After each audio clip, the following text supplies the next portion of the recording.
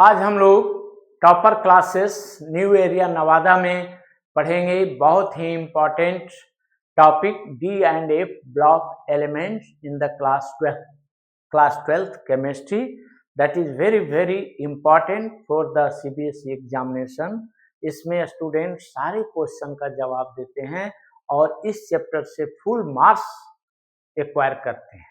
तो आज का जो इम्पोर्टेंट क्वेश्चन है that is very important. What is lengthenite contraction, its cause and its consequences?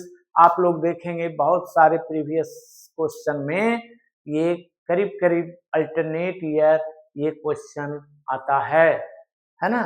तो क्या कारण लेंथनाइट कॉन्ट्रैक्शन किसको कहते हैं, क्या काउज है इसका और क्या कंसिक्वेंसेस है लेंथनाइट का, ये तीनों बिंदु तीनों पॉइंट पूछते हैं, है ना। 3 मार्क्स में ये क्वेश्चन को पूछा जाता है।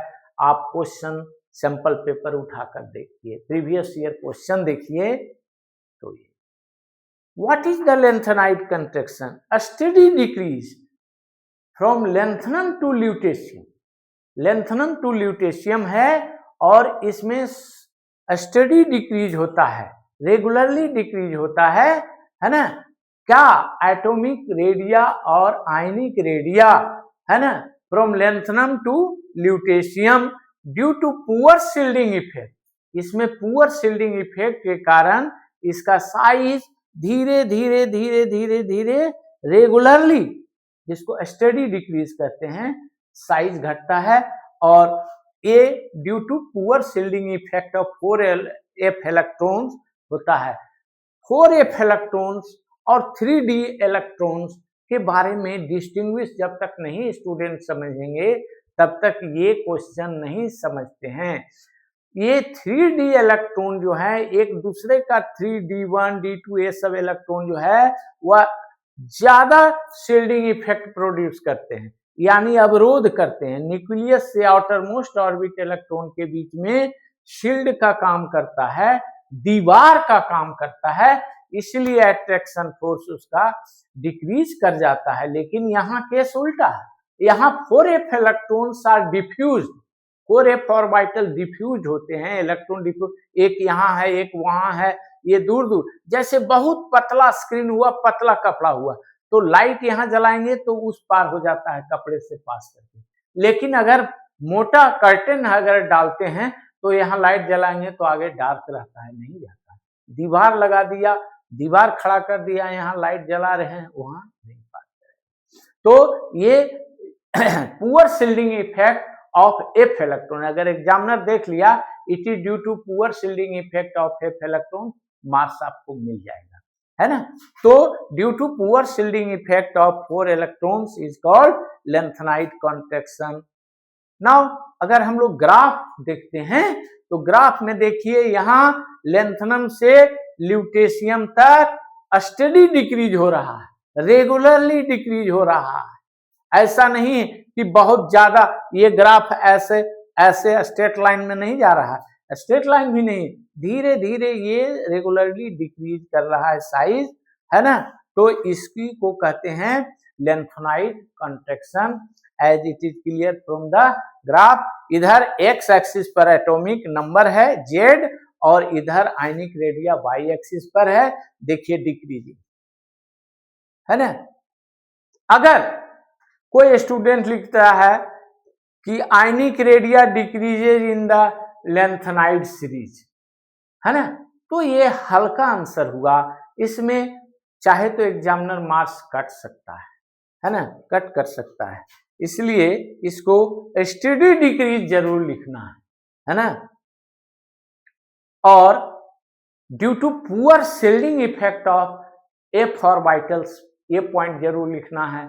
और क्या लिखना है, और ये लिखना है कि यहाँ पर अट्रैक्शन फोर्स ज्यादा हो जाता है न्यूक्लियस से, डिफ्यूज जो एफ ऑर्बिटल्स होते हैं उसके कारण आउटर मोस्ट ऑर्बिट को न्यूक्लियस स्ट्रांगली खींचते जाता है और साइज स्टेडीली डिक्रीज करते जाता है। This is the important point. Now cause, है ना, काउज जो है वह वही है अभी जैसा मैंने बताया कि लेंथनम से ल्यूटेशियम में जाने पर नंबर ऑफ प्रोटॉन्स इंक्रीज करता है न्यूक्लियस में, in that nucleus increasing the force of attraction on outermost electrons, hence size decreases steadily. The F orbitals are diffuse. Diffuse का मतलब मैंने बताया कि बहुत पतला कपड़ा है ना, जैसे बहुत पतला कपड़ा है तो लाइट इधर हम जला रहे हैं तो लाइट उस पार जा रहा है, उसी तरह से अट्रैक्शन फोर्स उसमें बढ़ रहा है, कोई अवरोध का काम नहीं कर रहा है। तो ये हो गया shielding, so shielding effect between F electrons to another F electrons, है ना, do not show shielding effect, कोई शील्डिंग इफेक्ट नहीं रहता है। The shielding effect in transition metals are more due to 3d electron। ये हाईलाइट हमने कर दिया है, ये d ऑर्बिटल के केस में याद रखना है ना, और यहाँ f ऑर्बिटल में शील्डिंग इफेक्ट बहुत पुअर होता है, कम होता है। Atomic radii, what are consequences? Consequences क्या है? कंसिक्वेंसेस है कि जिरकोनियम और हैफनियम का साइज ऑलमोस्ट सेम होता है ना। ये जिरकोनियम हैफनियम, जिरकोनियम जो है ना, जिरकोनियम के नीचे हैफनियम है। तो क्या हम लोग पढ़े हैं? हम लोग कंसेप्ट पढ़े हैं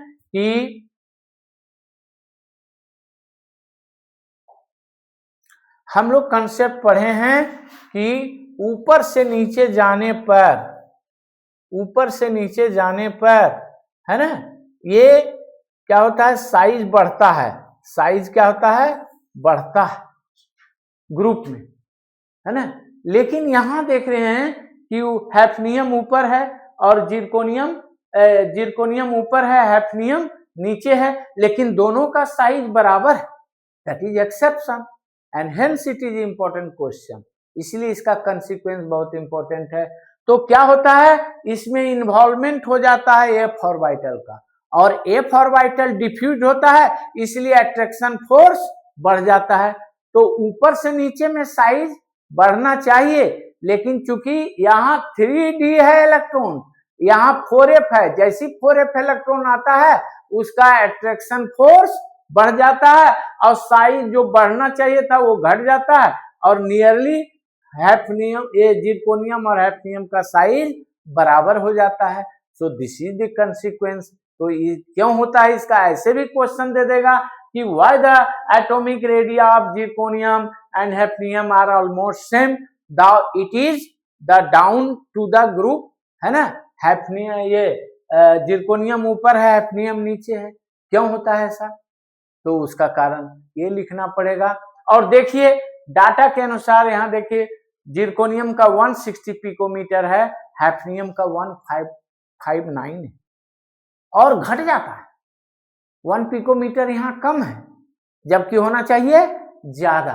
तो ये due to involvement of F orbital electrons है, पुअर शील्डिंग इफेक्ट है, डिफ्यूज्ड एफ इलेक्ट्रॉन्स होते हैं। ये सब पॉइंट हैं जिसके, और ऑल टुगेदर ये सब सारे पॉइंट मिला करके हम लोग क्या कहेंगे? ड्यू टू लेंथेनाइड कॉन्टेक्स, है ना। दूसरा कंसिक्वेंसेस और है कि separation of lanthanides elements are very difficult, क्योंकि इसका साइज स्लो स्टडी डिक्रीज करता है। तो एक बहुत छोटा साइज है और एक बहुत बड़ा साइज है, उसको चुनना, फिजिकल मेथड से सेपरेशन करना बहुत आसान है। लेकिन अगर साइज एक ही जैसा है, थोड़ा पिकोमीटर से अंतर है, तो पिकोमीटर तो बहुत कम चीज हो गया। यहाँ हम लोग अगर फिजिकली उसको करते हैं अलग तो एक ही जैसा रहता है। So separation of lanthanides is very very difficult. This is also second consequences, ठीक है। तो इस सेकेंड कंसिक्वेंसेस में हम लोग ये कर सकते हैं।